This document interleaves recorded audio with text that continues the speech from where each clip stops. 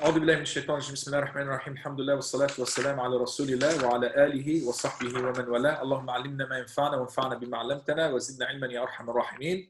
We are starting Surah al-Ghaashiyah, the Tafseer of Surah al-Ghaashiyah. Tafseer of Surah al-Ghaashiyah is 26 verses long. It is a Makki surah. It has four major themes, and Allah subhanahu wa ta'ala starts with the first theme, describing the punishment of the deniers of this day and the deniers of Allah subhanahu wa ta'ala and akhirah. هل أتاك حديث الغاشية. هل أتاك has not come to you. Hadith, the story or the news. al-Ghaashiyah. Al-Ghaashiyah means something that is overwhelming. So an overwhelming event. And that is actually one of the names, if you were to write this down, that this is one of the names of the day of judgment. An overwhelming event. So this is the mention here. وُجُوهٌ يَوْمَئِذٍ خَاشِعًا. On this day, this overwhelming event, that wujuhun, the faces will be what? Will be overwhelmed. يَوْمَئِذٍ خَاشِعًا. They'll be looking down, downcast. And how does this happen? Usually, let's say a parent speaking to a child and they're in trouble, they look down. The facial expressions change. That what we do is if, let's say a student or a teacher, like a teacher speaks to a student, and that what they do is they feel like a bit of shame or there's a humility, they look down. So what is here, what's happening here is that Allah subhanahu wa ta'ala is giving this scenario of what's going to be happening on this day. عَامِلَةٌ نَاصِبَةٌ. So عَامِلَةٌ نَاصِبَةٌ. So if we're working hard or we're working being fatigued of the many deeds that have been done in this hayat dunya. And what were the deeds here? And like, let's say for example, and that's why we're going to link this to the next one. It says, Tasla naran hamiyah. So Allah's saying here, Amilatun nasiba, they're working really hard and very difficult. But this might sound like a good thing. But the issue is here, is that many people that were working hard, that worked very difficult in this hayat dunya, but in the wrong intentions, the wrong hadaf. So we might have a person, for example, in another religion, working tirelessly, day and night, in a form of monk worship. But the devotion is not for the true deen or the true way of Allah subhanahu wa ta'ala, that after all that ta'ab, and they come in very, very in difficult stages, and we've been people that have zuhud, we've stayed away from all these dunya aspects, but they've done it for the wrong reason. And that's why in many of the hadith books that starts with the first hadith, إِنَّمَا الْأَعْمَالُ بِالنِّيَّاتِ. And then this is something that's important. It's all about intention. And what happens here is there's another story here. Hassan al-Basri reports that Umar radiallahu anhu went to Syria. A Christian monk came to him, and he was a very old man. And on account of his religious exercises and great endeavors, his face was what? Exhausted. And you might, if you've ever come across those monks, you'll see them. They're very exhausted, very tired. His body was dry and dressing with misery. Umar radiallahu anhu looked at him and began to weep. And people said, Ya Umar, why are you crying when you saw this man? He goes, he replied, I pity the condition of this old man. This man worked his whole life. And what he'll do is that the end will be what? وُجُوهٌ يَوْمَئِذٍ خَاشِعَةٌ عَامِلَةٌ نَاصِبَةٌ. That they've worked hard for what? Been laboring and exhausted for no reason whatsoever. And all of this will be lost. تَصْلَى نَارًا حَامِيَةٌ. Again, the word tasla, we all know, enter and roast in. Hamiyah, a blazing fire. And it's mentioned here, it's emphasized to show the what? Tasla naran hamiyah, a blazing fire, to show it's what? This is something emphasized to show its extreme nature. It's going to be very difficult. Tusqa min aynin aniyah. The word aynin, it comes from the word springs, and this is used in Jannah as well. But this spring is going to be what? Tusqa means, from the word amis is something which means to drink. Tusqa min aynin aniyah. The aynin aniyah is that you're going to be drinking, this person will be drinking from a boiling spring. Aynin aniyah. They're not a normal type of spring, but a boiling spring. Laysa lahum ta'amun. And on top of that, your drink is that, but your food, because this is a big thing. Usually human being, we focus on drink and food. The drinking will be from a boiling spring.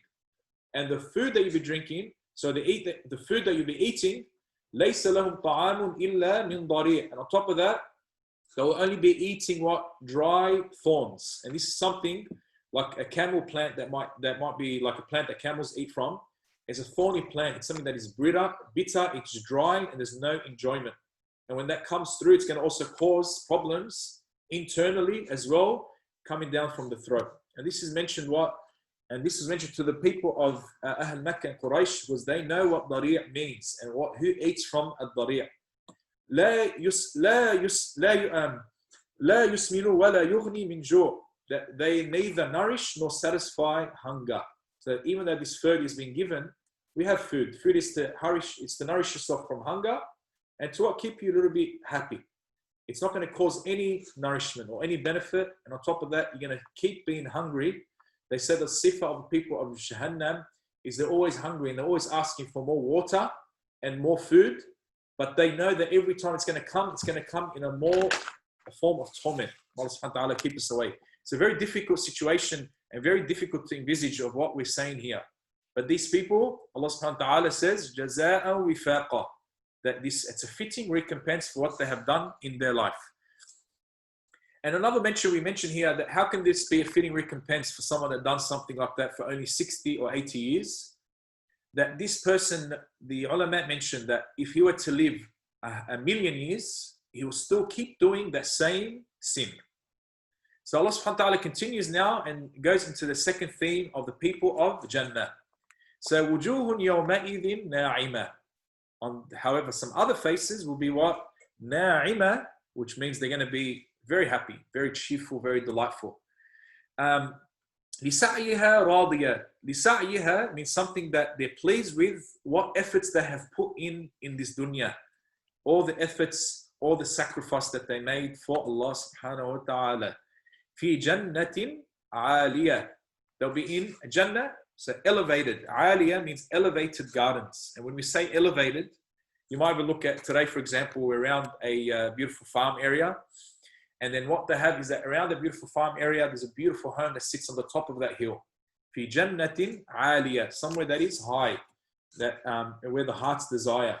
لَا تَسْمَعُ فِيهَا لَاغِيًا. And on top of that, the greatest Jannah is that you don't hear absurd or useless talk or vain talk. You know, we might have been across some conversations where it becomes, for example, a form where we're not happy with what we're listening to or what we're hearing.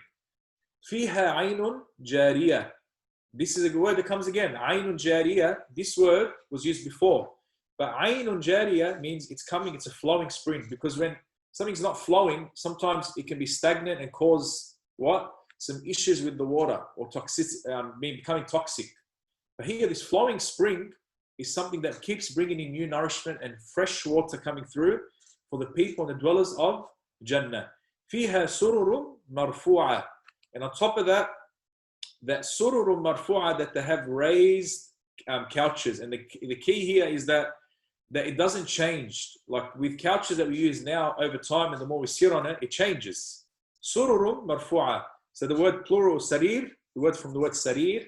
So it's a couch, marfu'a, and again they're raised. Allahu Akbar. وَأَكْوَابٌ مَوْضُوعَةٌ. So, and goblets placed before them. So what does that mean? That basically, like let's say a wedding arrangement, we have our beautiful seating arrangement, we have our beautiful drinks in front of us, and our foods and our drinks and our meats, everything set up in front of us. وَنَمَارِقُ مَصْفُوفَةٌ. And beautiful cushions set up in rows. Who's designing all these guys? Who are the architects? These are all the malaika, instructed by Allah subhanahu wa ta'ala to benefit us and to host us. وَزَرَابِيُّ مَبْثُوثَةٌ. And on top of that, fine carpets spread out. Fine carpets spread out. أَفَلَا يَنْظُرُونَ. This goes into the third theme, the proving the ability of Allah subhanahu wa ta'ala. So أَفَلَا يَنْظُرُونَ إِلَى الْإِبْلِ كَيْفَ خُلِقَتْ. So do not see that how this camel was created, and this created is what this form of creation, one of the greatest miracles that was shown by the people of Quraysh and to us to now, that we look at the eyelashes, we look at the hump that stores water. It can be able to survive very, very long periods of time in the most harshest of climates. So Allah reminds us of this. أَفَلَا يَنْظُرُونَ إِلَى الْإِبْلِ كَيْفَ خُلِقَتْ. The one that can drink over 105 liters of water at a time. وَإِلَى السَّمَاءِ كَيْفَ رُفِعَتْ. And how the sky has been risen. or raised, and we look up and we don't see any defaults or issues. وَإِلَى الْجِبَالِ كَيْفَ نُصِبَتْ, and how the mountains have been fixed firm. We know that before, about the form of pegs. وَإِلَى الْأَرْضِ كَيْفَ سُطِحَتْ. وَإِلَى الْأَرْضِ كَيْفَ سُطِحَتْ. سُطِحَتْ means to be spread or planned or planned out or spread out. And Allah continues to comfort the Prophet ﷺ, concludes by saying to the Prophet ﷺ, do what? فَذَكِّرْ إِنَّمَا أَنْتَ مُذَكِّرْ. You remind because your job is only to remind. As we mentioned before, لَسْتَ عَلَيْهِمْ بِمُصَيْطِرْ. You are not someone that is control over them. And the reference is what? The control of forcing them to what? To belief or guidance. إِلَّا مَنْ تَوَلَّى وَكَفَرْ. Except the ones, but as for ones that do what? That turn away as disbelievers, فَيُعَذِّبُهُ اللَّهُ الْعَذَابَ الْأَكْبَرِ. Allah subhanahu wa ta'ala will punish them the most severe of punishments. Inna ilayna iyabahum. So inna ilayna, to us they what? Certainly to us should be all of their return, whether believer or disbeliever. Thumma inna alayna hisabahum. And we shall take them to account. Not you, ya Prophet, not you, O believers, and not you people of today. We are not designed to judge. The judging is left to Allah subhanahu wa ta'ala. Our job today, guys, is to remind. We do not judge people. That is Allah subhanahu wa ta'ala's role. This is very important for us to remember.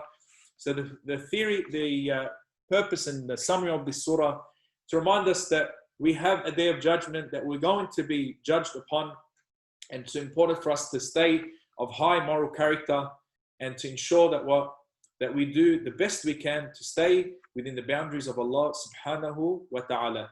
The fantastic news is we are moving into Surah Al-Fajr. We'll continue that inshallah next week. And alhamdulillah, you'll find that over the next few weeks, we'll be pushing a fair few. Inshallah, we'll be hoping to aim to finish within the next 3 to 4 weeks. Inshallah. Wa akhiru da'wana alhamdulillahi rabbil alameen. Wassalamu alaikum wa rahmatullahi wa barakatuh.